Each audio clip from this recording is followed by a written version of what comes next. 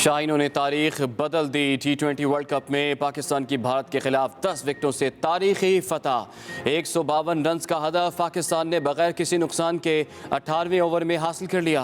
मोहम्मद रिजवान ने 79 और बाबर आजम ने 68 रन की नाकाबिले शिकस्त इनिंग्स खेली। शाहीन अफरीदी 3 विकेट लेकर मैन ऑफ द मैच करार पाए।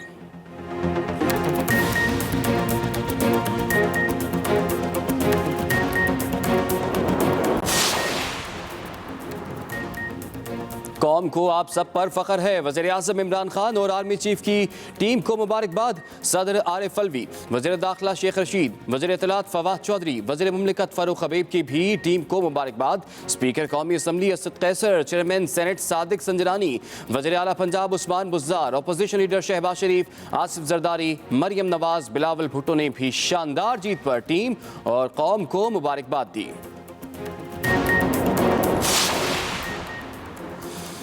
इस्लामाबाद में डेंगू मच्छर के हमले बदस्तूर जारी। 24 घंटों में मजीद 125 अफराद में डेंगू की तशखीस। मुतासरा मरीजों की मजमूई तादाद बढ़कर 2992 हो गई।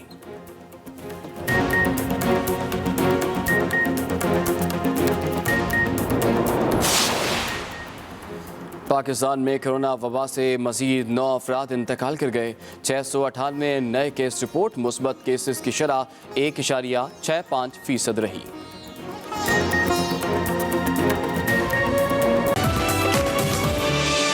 Welcome back to Expresso. और प्रोग्राम के दूसरे हिस्से में आपको खुशामदीद कहने के साथ साथ वक्त हुआ चाहता है निकले तेरी तलाश में।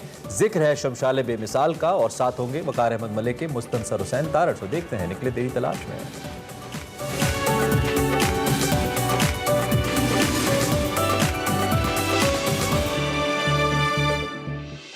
शमशाल बेमिसाल का आगाज इस नज़्म से होता है। शानदार सूरज तलू हो रहा है, शानदार सूरज आहिस्ता आहिस्ता उभर रहा है। एक शानदार दिन का सूरज 5 रंगों में। खुदा करे कुछ ना बदले, खुदा करे किस्मत साथ दे, खुदा करे कुछ ना बदले, खुदा करे आज हर तरफ शगुफ़े खिलें। अस्सलाम वालेकुम नाज़रीन, आप देख रहे हैं निकले तेरी तलाश में और मैं हूं वकार अहमद। तारड़ साहब से जिस खूबसूरत किताब पर हमारी गुफ्तगू का सिलसिला जारी है, उस किताब का नाम है शमशाल बेमिसाल। और उन सवालात का जो कि शमशाल से मुतल्लिक, उनके ट्रैक से मुतल्लिक, जो कि उन्होंने पैदल किया था, शमशाल पैदल गए थे पस्सू से। ये बहुत ही ज़बरदस्त सफ़र था। इस सवाल से बहुत सारे सवालात थे। वो कुछ सवालात हमने पूछ लिए, कुछ सवालात रह गए हैं। जो रह गए उसका सिलसिला जारी रखते हैं। तारड़ साहब, अपनी किताब में लिखा है कि तमाम जानवर परियों की मलकियत होते हैं। तमाम जानवर परियों की मलकियत होते हैं। ये उस वक्त मतलब लोकल जो हैं ये समझते थे और जानवरों का एहतराम भी करते थे, परिंदों का एहतराम भी करते थे। इसके बारे में बताइए कि तमाम जानवर परियों की मलकियत होते हैं। ये जब मैं गया हूँ ना शमशाल जी, तो शमशाल वालों ने एक किताबचा छापा हुआ था। अच्छा, इंट्रोडक्शन के लिए। अच्छा, मतलब है कि आई वॉज अमेज कि ये सारी जो NGOs वगैरह इनके होते हैं, एजेंडे होते हैं, इंटरनेशनल लेवल पे बहुत सारी तंजीमें होती हैं कि माहौल का ख्याल रखना चाहिए, परिंदों का ख्याल रखना चाहिए, जो थ्रेटन स्पीशीज़ है इनका ख्याल रखना चाहिए।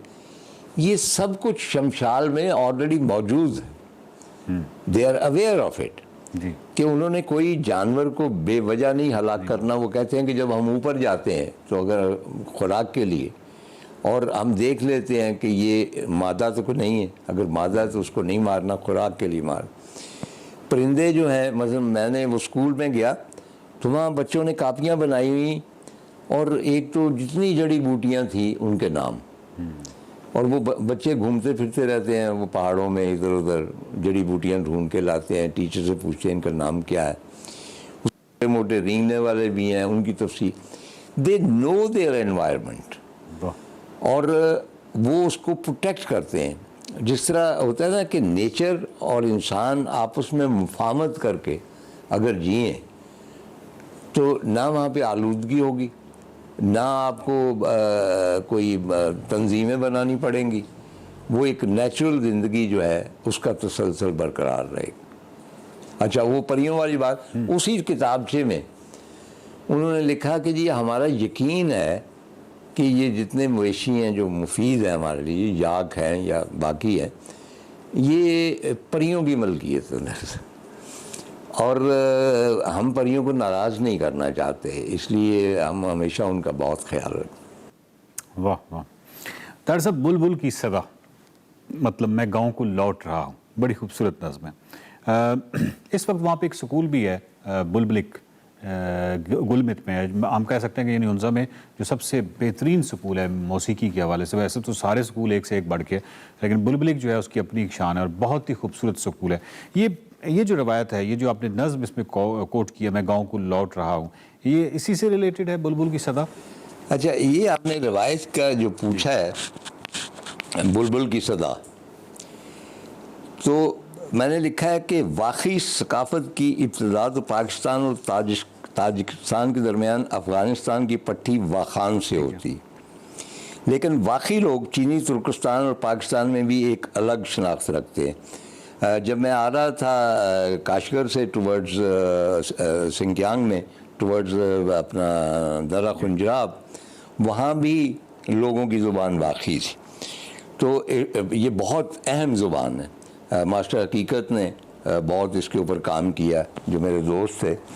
तो उनमें शायरी की एक रवायत है जो बुलबुलिक कहलाती है, यानी बुलबुल की सदा। तो ये साबीन फ़ैलमी एक साहब है, उन्होंने तहकीक की थी, तो उसका नाम ही किताब था the voice of the Nightingale. तो उसमें वाक़ई अदब की मुख्तलिफ नज़में और अदब का जायज़ा लिया गया। अब मैंने जब इसका मुतालिया किया तो ये कुछ नहीं, ऑलमोस्ट सेम है जिस तरह हमारे यहाँ टप्पे होते हैं या माइये होते हैं, जिसमें पहला जो मिसरा होता है वो सिर्फ रिदम के लिए होता है, उसका बाकी मिसरों से कोई ताल्लुक नहीं होता। मसलन सोने दा किल माइया, मैं तू बिछड़ गए हैं कदी ते मिल माइया। अब वो सोने का किल का इन दो से फिक्रों से कोई ताल्लुक नहीं, वो रिदम के लिए।